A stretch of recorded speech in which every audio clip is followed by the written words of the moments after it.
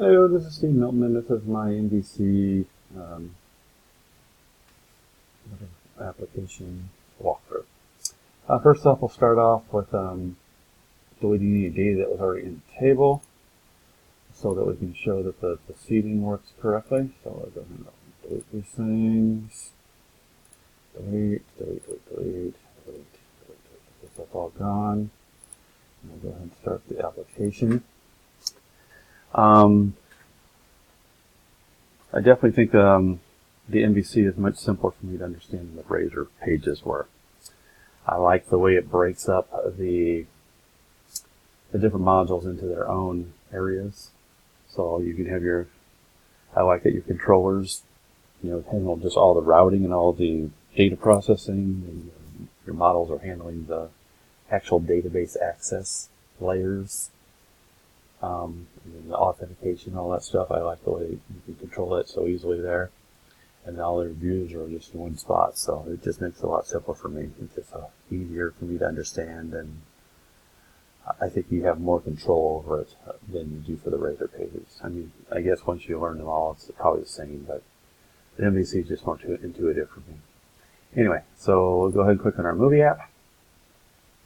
Alright, so you see it is doing the seeding. It pulled everything back up. Let's go ahead and test out the create. So let's go ahead and add the RM. Let me see, I think that was, I think it's January 31st. Month 1, 203. Okay. Genre, romantic comedy, we'll do it a PG. Price, $19.99, create. There it is. It's right there. Okay, at that point we can go ahead and search. We'll search on romantic comedies, look for anything with the word the. So I'll just search for romantic comedies first so that we see that works, and then we can put some filtering up with the in there. Filter with that. Now we just get the ones with the word the in it. We can go look at the details. It shows all the pages. At that point we can go and edit it. And let's just change it to a G, this PP. We'll just go ahead and save that. And we'll see that's all saved, and then we can go and edit here again as well. Same thing. Back to PG, find save. Alright, so it makes that change. Then we can go and do a delete.